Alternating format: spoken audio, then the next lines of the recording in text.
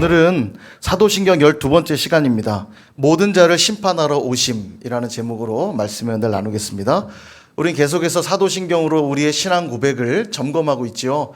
그 중에도 삼위 하나님 중에 특별히 2위이신 성자 하나님이신 예수님이 하신 일들을 우린 지금 보고 있습니다. 그림을 또 보시면 성령으로 잉태하사부터 시작하여서 이제 장사됨까지 예수님의 비하라고 그랬죠. 신학적 용어로 비하, 낮아지심. 그리고 장사되신 바 되셨다가 부활하셔서 승천하시고 보좌 우편에 계셨다가 재림하시게 될 거라고 하는 승귀, 높아지심입니다. 예수님의 비하와 승귀를 우린 살펴보고 있는데 오늘 그 마지막 시간입니다. 재림, 재림에 대한 내용들을 보게 될 텐데 우리가 최근에 묵상하고 있는 이 마태복음의 말씀이 재밌게도 최근 재림에 대한 말씀을 지금 계속 주고 계시거든요. 종말 강화라고 그랬죠. 마태복음 24장과 25장을 지나면서 종말 강화, 마지막 때에 어떤 일들이 있을 것이며 어떻게 준비되어야 할지를 우리가 새벽 말씀을 통해서 계속 봤는데 마침 오늘 말씀이 또 재림에 관한 말씀입니다. 그래서 우리에게 다시 한번 복습이 되는 시간이 될 것 같은데요. 말씀을 좀 살펴보도록 하겠습니다.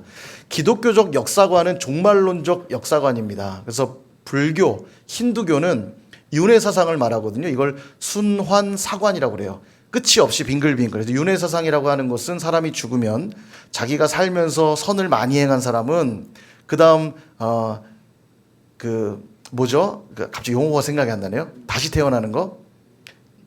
다시 환생. 환생을 하게 될 때 선행을 많이 행하면 좀 더 말하자면 고등동물로 태어나고, 그렇지 않으면 미물로 태어나고 뭐 이런 걸 얘기하죠. 그래서 역사는 끝이 없이 계속 순환한다고 해서 이걸 순환사관이라고 하는데 불교나 힌두교는 이제 그런 것들을 말합니다. 그래서 역사가 방향과 목적이 불투명해요. 불분명합니다. 계속 순환하는 거니까요. 그러나 기독교는 다르죠. 기독교는 직선사관이라고 그러는데 시작이 있으면 끝이 있다라는 겁니다. 그래서 종말론적 역사관을 가지고 있고요. 창조가 있기 때문에 반드시 종말이 있고 종말 이후에는 심판이 있다. 이게 바로 기독교적 역사관입니다. 그러다 보니까 역사는 분명한 목적과 방향을 가지고 있어요.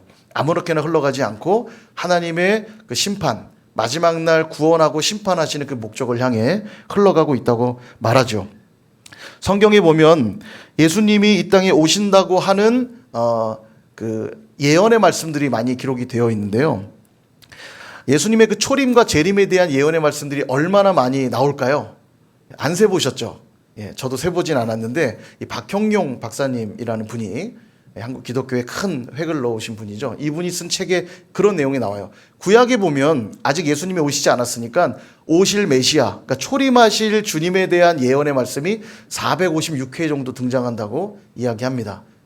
많죠? 다 알고 계셨어요? 별로 놀라시지 않는데. 자, 그런데 예수님이 이제 오셨죠. 성취가 됐습니다. 456회나 예언되어 있던 말씀이 예수님이 이 땅에 오심으로 성취가 되었고요. 예수님이 오심으로 시작된 역사가 신약의 역사인데 신약에는 그럼 다시 오실 주님에 대한 예언이 얼마나 있는가 보니까 318회 등장한다는 거예요. 역시 별로 놀라시지 않는데 저는 꽤 많다고 생각했거든요. 그렇게나 많았나? 그런데 신약이 총 몇 절로 되어 있냐면 7,957절입니다. 7,957절인데 318절이 재림에 대한 예언의 말씀이니까 이걸 나눠보니까 대략 25절에 한 번씩 재림의 얘기가 나오고 있다는 얘기예요. 하여간 어지간하면 놀라시질 않으세요. 이렇게 성도님들은. 그러니까 성경을 보다 보면 조금만 지나면 재림 얘기, 조금만 지나면 재림 얘기. 그 정도로 재림이 많이 나오고 있습니다. 그것은 뭘 의미하냐면 예수님의 오심, 초림, 그리고 예수님의 다시 오심, 재림에 대한 사건이 성경은 너무너무 당연하게 일어날 일처럼 기록하고 있다는 것이에요. 우리가 고백하고 오늘 신앙 고백의 내용은 뭐냐면 저리로서 산자와 죽은 자를 심판하러 오시리라. 이거예요. 한마디로 하면 뭡니까? 재림입니다. 재림. 예수님의 재림에 대한 신앙 고백인데요. 이 재림을 믿는다는 신앙 고백의 내용을 오늘 몇 가지로 살펴보고자 합니다. 첫 번째, 어떻게 재림하시는가? 오늘 신앙 고백에 보니까 저리로서라고 시작하죠. 이 저리로서가 무슨 뜻인지 아세요? 저리로서. 뭔가 우리가 일상 속에 쓰는 용어는 아니죠. 저리로서. 그 뜻이 뭐냐면 거기로부터라는 뜻입니다. 거기로부터. 다시 말하면 재림 때에는 거기로부터 오시리라, 이런 말이에요. 그걸 우리가 고백하고 있는데, 그럼 거기는 어디냐? 우리가 지난 시간에 살펴보셨죠? 지금 예수님이 어디에 계십니까? 하늘에 오르사 보좌 우편, 하나님의 보좌 우편에 앉아 계시다가, 이렇게 신앙 고백했잖아요. 그러니까 하늘 보좌 우편에 앉아 계시다가 바로 그곳으로부터 오시리라, 이렇게 말씀하는 거예요. 그곳은 어떤 곳이었냐면 세상을 통치하고 교회를 다스리고 우리를 위해 중보하고 계시는 곳, 그죠?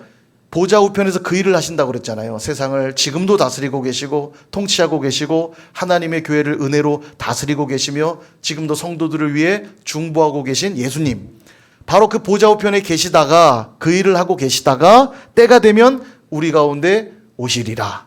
이걸 우리가 지금 고백하고 있는 겁니다. 그럼 어떻게 오시냐면 승천하셨던 모습 그대로 다시 오신다. 성경은 이렇게 말씀하고 있습니다. 그러니까 환상 중에 오시는 게 아니라 승천하실 때 몸을 가지고 올라가셨던 그대로, 그 몸 그대로 다시 오신다는 이야기고요. 비밀스럽게 오시는 게 아니라 모든 사람이 알아볼 수 있도록 단 한 번 오시는 것이고요.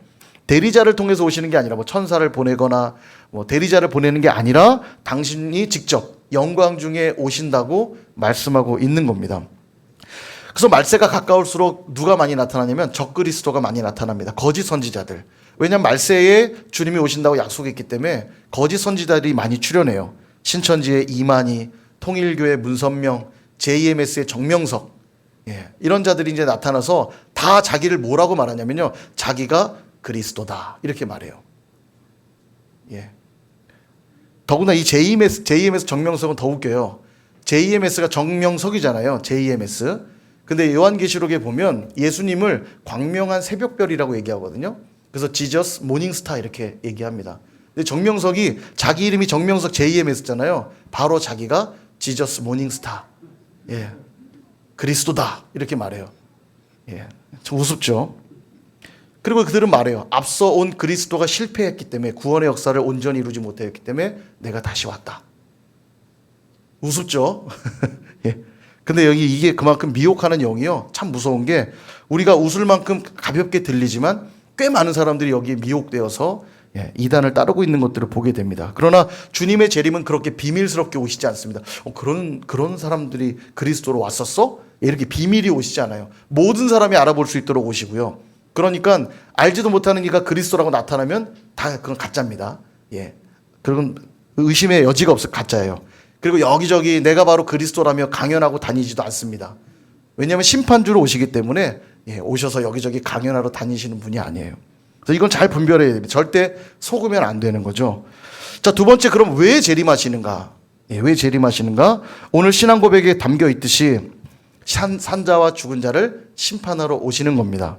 고린도후서 5장 10절에 보니까 이는 우리가 다 반드시 그리스도의 심판대 앞에 나타나게 되어 각각 선악간에 그 몸으로 행한 것을 따라 받으려 함이라, 이렇게 말씀합니다. 주님이 재림하시는 날 산자와 죽은 자, 다시 말하면 모든 사람이에요. 모든 사람은 그리스도의 심판대 앞에 서게 될 것이다, 그렇게 말씀합니다. 그리고 그곳에서 그들의 믿음과 행위가 다 드러나게 될 것이라고 말씀하고 있습니다.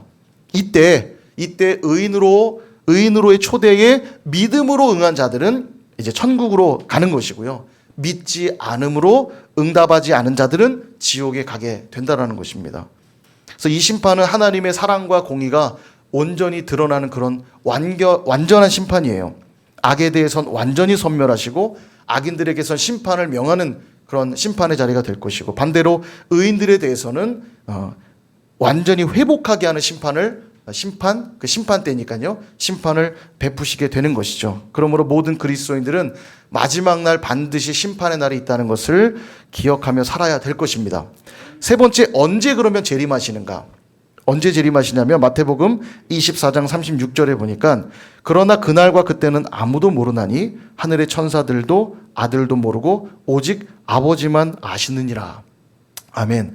여기 보니까 아무도 모른대요. 심지어 아들이신 예수님도 그날을 모른다, 이렇게 성경이 말합니다. 근데 좀 이상한 게 삼위 하나님, 그러니까 성부 하나님, 성자 하나님은 다 같은 하나님이신데 성부께서는 아시는데 성자는 모른다? 이게 좀 뭔가 좀 아이러니하죠. 근데 이 말씀의 핵심은 뭐냐면 예수님조차도 하나님의 아들이신 예수님조차도 온전히 순종할 뿐 그날과 그때가 언제인지는 중요하지 않다. 이걸 말씀하고 싶은 거예요. 그러니까 그날과 그때를 알려달라고 말하고 있는 제자들에게 그날과 그때가 중요한 게 아니다. 아들도 모른다는 얘기는 나도 그저 순종할 뿐이다. 그날과 그때가 중요한 게 아니라 오늘 내가 그 뜻에 순종하느냐, 이것이 중요하다는 걸 강조하고 있는 거죠. 다만 재림의 때 일어날 여러 징조들에 대해서는 말씀을 해주시는데요. 첫 번째는 적그리스도와 거짓 선지자들이 출현할 것이다. 오늘날 보니까 정말 적그리스도가 많이 있죠. 두 번째는 전쟁과 자연재해 소식들이 넘쳐나게 될 것이다. 전쟁 소식들 오늘날도 계속 들려오고 자연재해들 계속 일어나죠. 화산, 지진 이런 일들이 있고요. 세 번째, 성도들의 고난과 핍박이 있을 것이다. 뭐 우리나라는 좀 이런 일들이 없지만 가깝게 뭐 북한이라든지 중국만 가도요. 이런 신앙의 박해와 핍박들이 분명히 있습니다. 지하에 숨어서 몰래 신앙하는 자들이 있거든요. 네 번째, 복음이 땅끝까지 전파될 것이다 말씀합니다. 지금도 많은 선교사님들이 열방을 향해 복음을 증거하고 계시죠.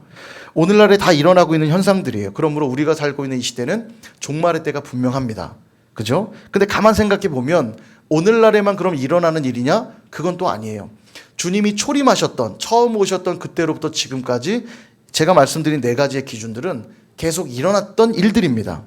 그죠? 그러니까 최소한 2000년 이상 계속되고 있는 일들이에요. 그렇게 생각하고 보니까 아니 이걸 도대체 그럼 재림의 때를 어떻게 가늠하란 말인가? 2000년간 계속 있을 거라면 도대체 재림은 언제 있는 거냐 말인가? 질문하게 되죠. 근데 여기서 이제 중요한 건 뭐냐면 시기가 아니라 자세와 태도가 중요하다는 걸 강조하는 거예요. 그러니까 언제 올지를 알려주려고 재림의 징조를 주신 게 아니고 재림의 징조를 주신 이유는 반드시 세상에 끝이 있다는 걸 잊지 말고 그런 일들이 있을 때마다 뭐를 상기하라는 얘기냐면 재림을 준비하라는 걸 상기시켜주고 있는 거예요. 그러니까 주님이 초림하셨던 그 순간부터 지금까지 계속 우리는 종말을 향해 가고 있다는 걸 잊지 않도록 하기 위해 재림의 징조를 두신 겁니다. 그러면 전쟁의 소식이 들려올 때마다 뭐를 생각해야 돼요? 아, 주님 오실 날이 멀지 않았구나. 내가 오늘도 재림을 준비해야지. 적그리스도가 막 나타난다. 거짓 선지자 나타난다. 아, 주님의 재림이 정말 머지 않았구나. 준비하라는 얘기고요. 복음이 계속 전파되는 소식을 들으면서 그래, 이제 주님이 오실 날이 얼마 남지 않았구나. 내가 재림을 준비해야지. 그 준비를 하라고 재림의 징조를 두셨다는 겁니다. 그러니까 언제가 중요한 게 아니라 어떻게가 중요하다는 얘기죠. 쉬운 예를 드리면 우리 준호 형제한테 물어보면 딱 답이 나올 것 같아요. 기말고사가 언제냐가 중요합니까? 기말고사를 잘 준비하는 게 중요합니까? 기말고사를 잘 준비하는 게 중요하잖아요. 근데 우리 학생들은 늘 어디에 관심 가져요? 기말고사가 언제냐? 왜냐? 벼락치기 해야 되거든요. 미리미리 준비하면 문제될 게 없는데 그날이 언제인지 알아야 그 전날 바짝 날밤 새면서 준비하면 점수가 좀 나오니까 야, 시험 언제야? 야, 이것만 관심을 갖죠. 근데 공부 잘하는 우리 준호가 같은 친구는 어떻게 합니까? 늘 공부해요. 그죠? 늘 공부할 거예요, 분명히. 안 그러면 제가 볼 때 A뿔 못 맞습니다. 아, 대단한 성적인데. 그렇게 받을 수도 있구나 싶어요. 올해 A뿔을 어떻게 받는 건지 강연을 한번 들어야 될 것 같은데. 여하튼 중요한 건 기말고사가 언제냐가 아니라 내가 어떻게 준비되어 있느냐. 이게 중요하다는 거예요. 준비가 잘 된 사람에게는 언제인지가 별로 문제되지 않습니다. 그리고 오히려 그 시험이 빨리 왔으면 좋겠다는 생각까지 들어요. 빨리 나의 실력을 테스트해보고 싶고 내가 어느 정도 공부했는지 확인하고 싶은 마음에 시험을 기다리기까지 하는 겁니다. 자, 네 번째는 그러면 어떻게 그럼 재림을 준비할 것인가? 시기가 중요한 게 아니라 어떻게 준비하느냐가 중요하다면 그럼 우린 어떻게 준비할 것인가? 20세기 말 시한부 종말론자들이 많이 나왔습니다. 왜냐하면 1990, 그러니까 21세기를 앞두고 2000년씩 시대를 끊어놓고 보니까 이제 2000년이 차면 정말 주님이 오시는 게 아니냐라는 생각 때문에 시한부 종말론자들이 많이 나왔고 우리가 알다시피 1992년 다미선교회, 이 다미는 다가올 미래의 준말이에요. 다미선교회 이장님 목사가 이제 다미선교회를 만들고 시한부 종말론을 주장했죠. 책도 쓰고 막 그랬는데 성경에 있는 요한계시록과 다니엘의 말씀들을 풀어보니까 마지막 7년 대환란이 있기 때문에 1992년 10월 28일이 바로 휴거일이 되고 그리고 7년의 대환란 후에 2000년에 주님이 이제 완전한 재림을 하신다. 이런 걸 이제 강조한 거예요. 여러분 다 기억하실 겁니다. 그죠? 92년 10월 28일. 그리고 정말 혹시 두려워 떨고 계셨던 분들도 여기 계실지도 몰라요. 난 휴가 안 되는 거 아니야 이러면서. 그래서 다미선교회의 이 신자들이 직장 때려치고, 예, 다 팽개치고 흰 옷을 입고 다미선교회 건물에 모여 마포구 뭐 어디에 있었는데, 마포구 어디죠? 하여간 마포 어디에 그 다미선교회 건물에 딱 모여서, 그리고 모든 방송국들이 다 카메라 들고 모여가지고 촬영을 했죠. 예, 그리고 그들이 얼마나 열심히 찬양하면서 밤 12시에 그때 휴거가 된다고 그랬거든요. 그러니까 이제 안 믿는 사람들은 어디 되나 보자 궁금해서 보고, 예, 그들은 이제 우리 휴가 될 거니까 다 헌금하고 재산 다 바치고, 그리고 흰 옷을 딱 입고 준비하고 열심히 찬양 부르고 했는데 밤 12시가 땡 됐는데 아무도 휴거가 안 된 거예요. 예. 근데 이제 나중에 이제 경찰에 고발이 돼 갖고 조사를 해 보니까 이장님 씨 개인 금고에 34억이 들어 있었고요. 집에 가 보니까 그 1993년도 그 이듬해에 현금으로 바꿀 수 있는 채권이 여러 개 발견된 거예요. 그러니까 자기는 휴가 믿었다는 얘기, 안 믿었다는 얘기예요? 안 믿었다는 얘기죠. 그래서 이게 사기죄가 성립이 돼서, 왜냐하면 본인이 종교적 신념일 수 있는데, 그렇다면 본인도 휴거를 믿었어야 되는데, 그 이듬해에 현금으로 바꿀 수 있는 채권이 발견되면서 이건 사기다. 그래서 사기죄가 성립돼서 감옥에 갔죠. 예, 그런 안타까운, 이게 바로 시기만 집중한 자의 모습입니다. 그러니까 언제 오냐만 집중하면 이런 일이 벌어져요. 그러나 주님은 어떻게 오신다고 말씀하셨냐면 내가 도둑같이 올 것이다. 예, 도둑같이 오신다고 하셨어요. 도둑이 언제 오죠? 모르죠. 언제 올지 모르죠. 언제 올지 모르기 때문에 항상 방비해야 됩니다. 그죠? 항상 매일매일 방비하잖아요. 저희 교회도 딱 뭐죠? 그 캡스로 딱 방비합니다. 캡스가 아주 딱 불꽃 같은 눈동자로 교회를 지키고 있어요. 도둑놈 들어오면 바로 웁니다. 경찰 바로 출동해요. 예, 뭐 아멘까지는 안 하셔도 되는데 예, 그것처럼 왜 그렇게 하냐면 도둑이 언제 올지 모르니까. 그죠? 언제 올지 모르니까 항상 방비하는 겁니다. 주님의 재림도 그렇다는 거예요. 언제 올지 모르기 때문에 항상 준비되어 있어야 된다는 겁니다. 자, 이 말 잘 보세요. 도둑이 언제 올지 모른다는 얘기는 시기가 중요하다는 게 아니란 얘기예요. 도둑은 언제든지 올 수 있으니, 주님의 재림은 언제든지 일어날 수 있으니 항상 준비되어 있어야 된다. 그 얘기하는 거죠. 제가 신방을 가려고 합니다. 두 종류의 사람이 있겠죠? 신방할 준비가 전혀 안 된 분이라면 언제 오실 건데요? 언제 오실 건데요? 이러겠죠. 그래야 그때 바짝 준비하니까 집 청소도 한번 화끈하게 하고, 그죠? 그러나 또 한 종류의 사람은 언제든지 신방을 맞이할 준비를 해서 항상 집을 정돈하고 신방을 받을 준비를 하고 있다면 언제 올지가 별로 중요하지 않죠. 언제든지 신방을 맞을 준비가 되어 있기 때문입니다. 재림의 자세가 그러해야 된다라는 거예요. 그런 자들은 고백할 수밖에 없어요. 마라나타, 주 예수여 오시옵소서. 매일매일의 삶 속에 주님 오시기만을 고대하는 거예요.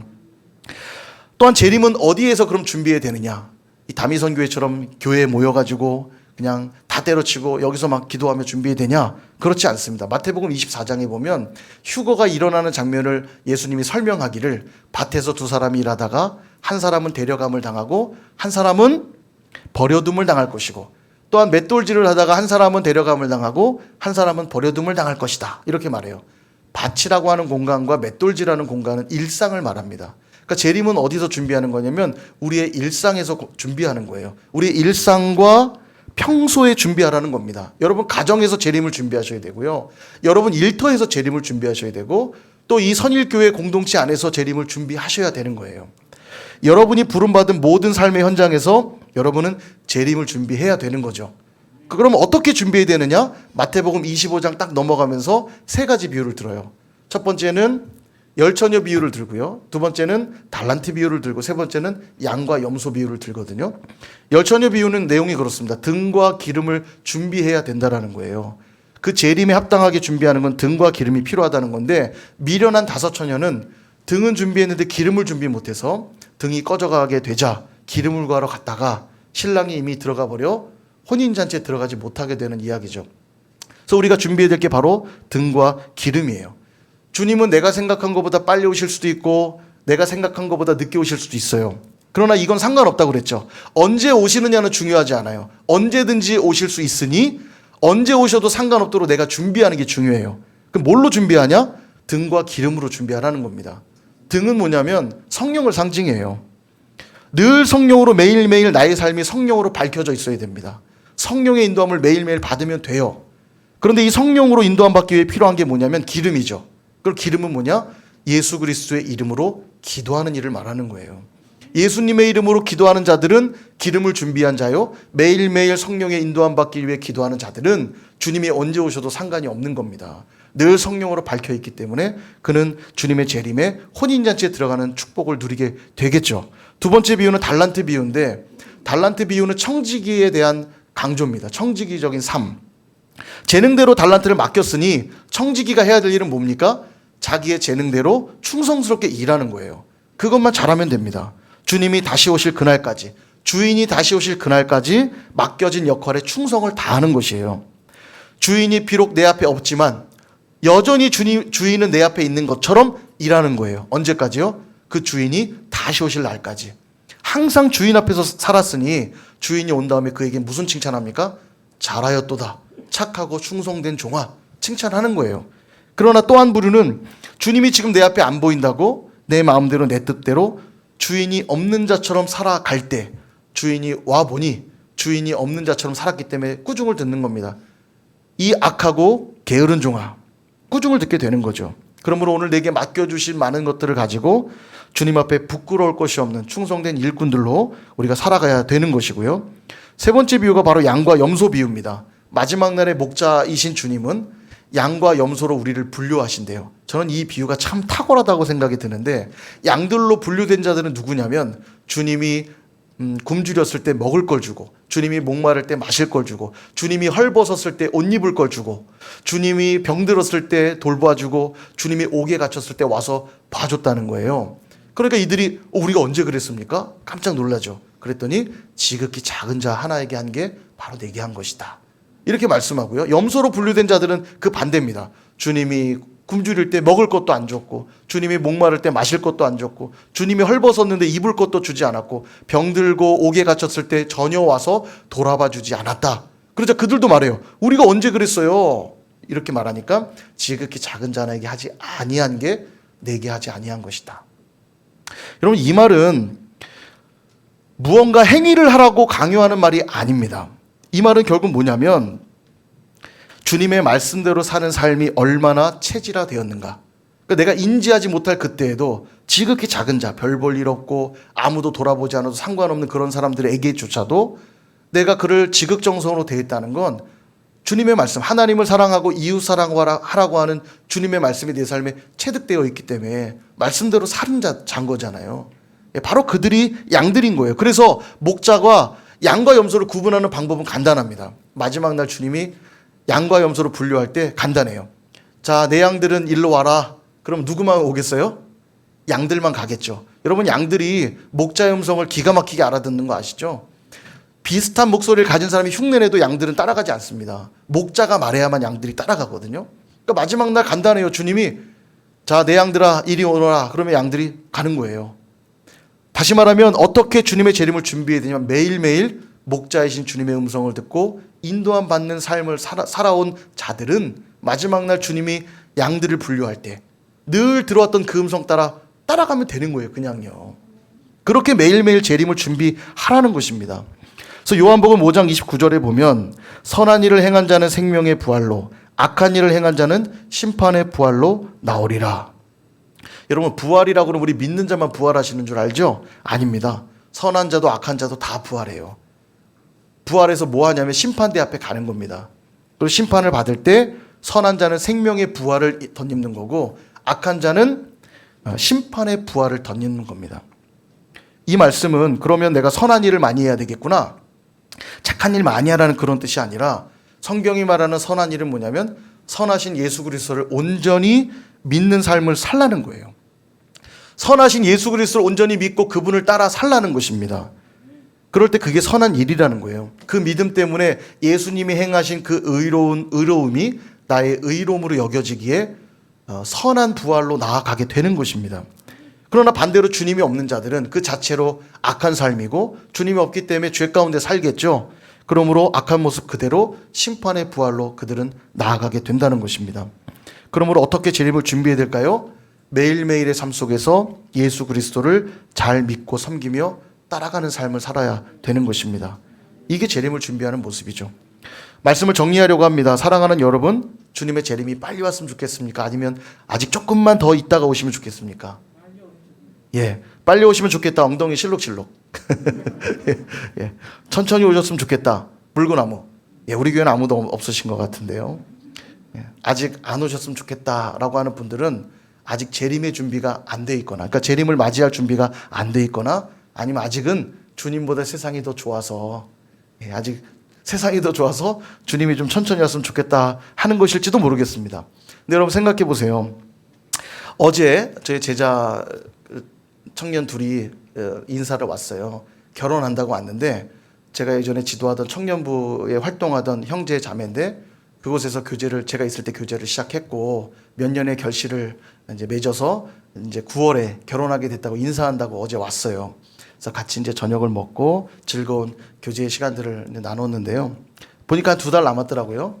근데 여러분, 그렇게 결혼을 앞둔 두 청년들이 만약에, 야, 아직도 2달이나 남았네, 이렇게 한다는 건 빨리 그 시간을 기다리는 거잖아요. 근데 만약에, 이제 2달밖에 안 남았네, 이 좋은 시간 2달밖에 안 남았네 라고 하면 뭐가 지금 문제가 있는 거죠. 예. 다 그러셨던 분들처럼 이렇게 계시면 안 되는데, 정말로 사랑하고 늘 함께하고 싶은 사람이라면 빨리 함께하고 싶을 거 아니에요. 이 2달이라는 시간이 얼마나 길게 느껴지겠어요. 또한, 야, 이제 드디어 내 짝을 찾았구나, 너무 행복해, 이래야 되는데, 이제 나는 다른 사람을 사랑할 수 없게 되었구나. 예, 문제가 있겠죠, 이러면요. 예. 다 그러고 계신 분들처럼 인생의 낙을 잃어버린 분들처럼 계세요. 여러분들 이미 다 짝을 찾으신 분들이라 행복한 줄 믿습니다. 네. 동일합니다. 신랑 되신 우리 주님은요, 우리를 신부로 여기셔서 우리를 위해 어린 양의 혼인잔치를 준비하셨어요. 우리가 이제 그 어린 양의 혼인잔치를 누려야 되는데, 이제 내 인생은 끝났구나, 이제 난 더 이상 즐길 수 없게 되었구나 라며 이 시간이 늦게 오기를, 이 혼인잔치가 저 나중에 좀 일어났으면 좋겠기를 기대한다면 뭔가 문제가 있는 것일 겁니다. 주님의 재림의 때가 얼마 남지 않았습니다. 저는 시기에 대해 말씀드리는 게 아니라 신실하게 준비하자는 말씀을 드리는 거예요. 주님의 재림이 언제 올지 모릅니다. 도둑같이 오게 될 거예요. 오늘 저녁에 주님이 오실 수도 있는 거죠. 여러분, 우주적 종말, 오늘 성경은 우주적 종말을 궁극적으로 말하는 거지만, 종말은 우주적 종말만 있는 게 아닙니다. 종말은 개인적 종말도 있어요. 그러니까 우리가 개인적인 종말을 맞이하면 주님 앞에 서게 됩니다. 그러니까 종말은 우주적 종말만 있는 게 아니라 개인적 종말도 있는 거예요. 중요한 건 어떤 종말이든 도둑같이 임한다는 겁니다. 여러분, 언제까지 사실 것 같으세요? 우리는 아무도 장담할 수가 없어요. 예. 우리는 언제 주님이 우리를 부르실지 알 수 없는 자들입니다. 그런 의미에서 주님의 재림은 정말 언제 일어날지 우리는 알 수 없는 거죠. 그러므로 주님의 재림을 잘 준비할 수 있기를 축원드립니다. 우리에게 주어진 그 일상 속에서 주님을 믿는 그 믿음 가운데 신실하게 여러분 준비한다면, 마지막 그 심판의 날은, 재림의 날은 두려움과 공포의 날이 아니라 우리의 모든 눈물 씻겨주시고 회복해 하시고 승리하게 하실 그런 날이기 때문에 우리는 간절히 고대하고 기대하며 맞이하게 될 날이 될 것입니다. 그리고 노래하겠죠. 마라나타, 주 예수여 오시옵소서란 아람어거든요. 마라나타, 우린 노래하게 될 것입니다. 주님 속히 오시옵소서. 이 소망에 찬 모습으로 우리는 기쁨의 찬송을 드리게 될 줄 믿습니다. 그렇게 재림을 늘 준비하는 저와 여러분 모두가 되시기를 주님의 이름으로 축원드립니다.